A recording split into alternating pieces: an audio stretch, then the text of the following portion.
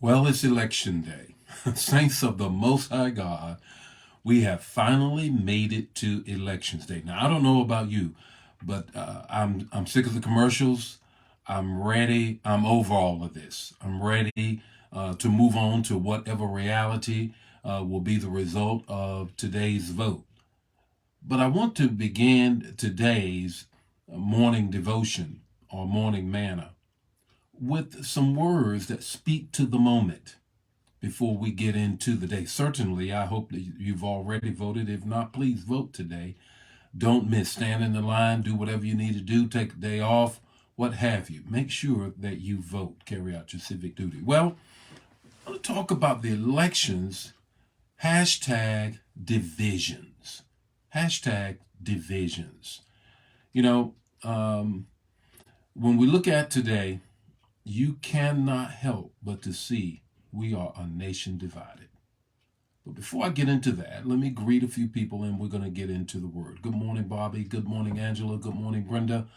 Good morning, Anitra. Good morning, Yvonne. How are you all doing on this morning? Lena, how are you on this morning? Willie, how are you on this morning? Barbara, how are you all on this morning? My cousin Fritzell Jr. What's up, Fritz? All the way from Union, New Jersey, on the East Coast. How about you? How you doing, man? I hope you've already voted. Good morning, Verena. Praying for you. Praying for you. Good morning, Elder Mobley. How are you? Willie, how are you? Well, Erica, are you back yet? Or are you still out? Celestine, how are you guys doing on this morning? Well, let's get into the word. This morning, the elections, hashtag divisions. It's elections day. And if you can't see the divisions, you're not paying attention. Give you the text to talk to take away. Three things about the text. And then there's the takeaway. Here's the text, Mark 3:25. Mark 3:25. If a house is divided against itself, it cannot stand. Jesus' words. They made accusations about Jesus and who he was, and he wanted to be clear. And in his response, he said, look, I can't be against myself. If I was against myself, I would not be able to stand.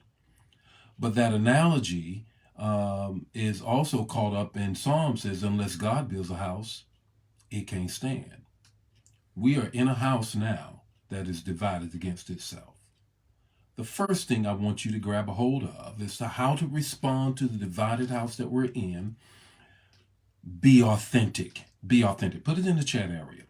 In fact, share right now that others can get this revelation. Be authentic. Be authentic. Jesus said, look, in my authentic self, in who I am, I cannot be divided against myself.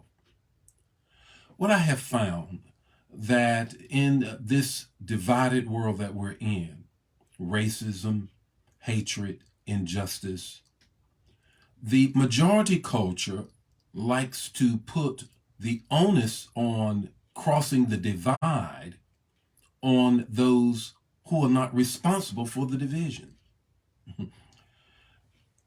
What I have found that as a counselor, that it is the person that is in power, the onus is on them, is to try to cross the divide.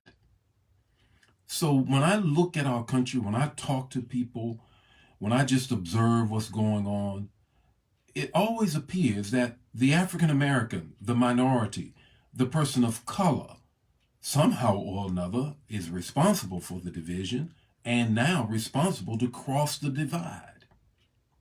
I'm sorry. I got to be myself. I'm going to be authentic. I'm nobody's fool. The second thing is this.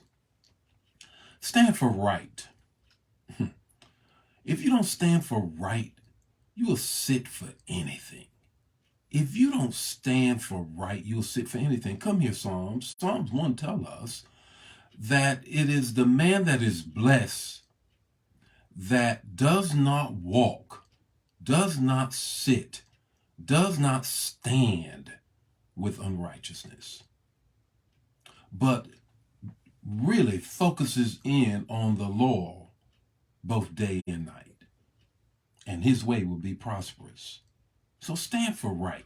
Don't sit for anything to be accepted. The third thing is this. Take the beam out of your eye before you start trying to pluck the mote out of your brother's eye. Take the beam. That's what Jesus said. Take the beam out of your eye before you start trying to take the mote, the speck, out of your brother's eye. What's your takeaway this morning? Your takeaway is a quote from Lincoln's speech, Gettysburg. Let me quote it, and that's our takeaway.